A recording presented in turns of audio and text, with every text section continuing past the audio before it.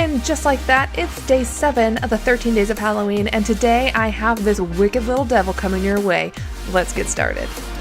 To streamline this process, I went ahead and painted my whole upper body with red body paint. It's very simple and there's nothing to it. You've seen me do it a million times before. However, I am packing on a lot of my favorite concealer and then making sure I blend that out with a beauty blender before adding a nice powder on top. Now I'm just taking a bright red eyeshadow and tapping that onto my lid, as the color will hold better if you tap it as opposed to blending it. Using a fine brush, I'm taking black and adding that into my crease, making sure to stay away from the red. I'm then following that up with a nice fluffy brush to blend things out a little bit on top, but making sure I do not blend into the red. After that, I'm taking the black and dragging that underneath my lower lash line and blending out.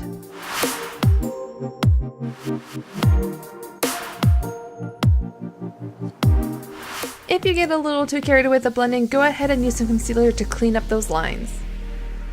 Then add a little bit of red to your inner lower lash line and blend that into the black. To get that beautiful cascading eyeshadow effect, I'm putting a bunch of red in my brush and just dragging that straight down. I am just so obsessed with gold this year, so I'm taking a bunch of gold and adding that to my inner corner and dragging it over the top and bottom of my lid. And yes, I am watching Netflix. I can't remember what I was watching, but obviously I was very intrigued with it, so you'll watch me look to the side a whole lot in this tutorial. I'm giving myself a nice little cat eye before I warn you to hide your kids, hide your wife, because we're tight watering our waterline. We're finishing this look off with some false lashes and a little bit of mascara before doing our eyebrows, which I forgot to record.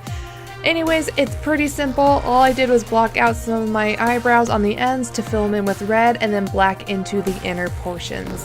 Pretty simple. Now, I needed some seriously chiseled contour, so I'm just mapping out on my face where those points should go so I can make sure they are balanced. Once you've got that all mapped out, go ahead and take a brown and start buffing that out.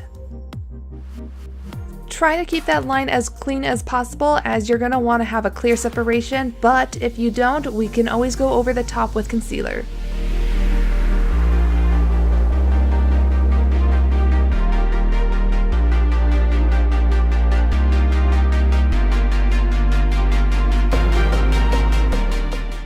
To change my face shape further, I am just going into my temples and doing the same thing.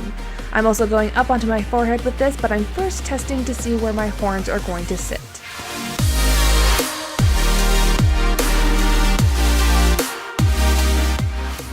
What could I have been watching? I seem concerned? Was someone getting gotted? What was happening?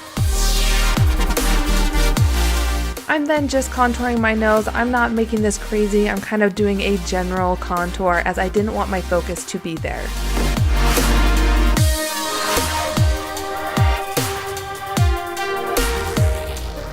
I'm finishing this look up with some red in my contour as I wanted everything to pull together as one cohesive color.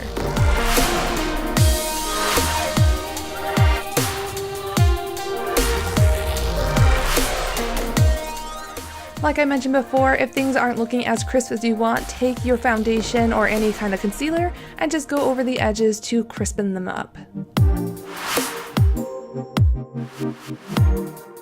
To give myself a bit of a highlight, I'm putting on some gold.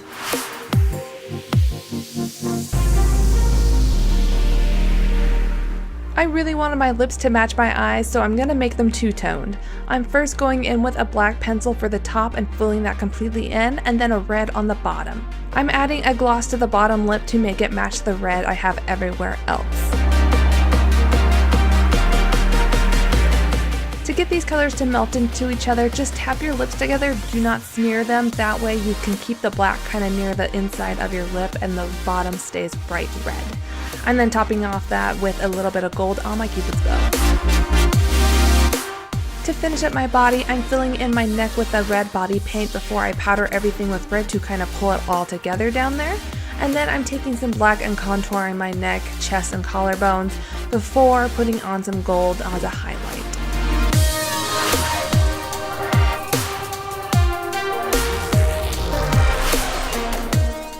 Sadly, my camera died during this filming process without me noticing.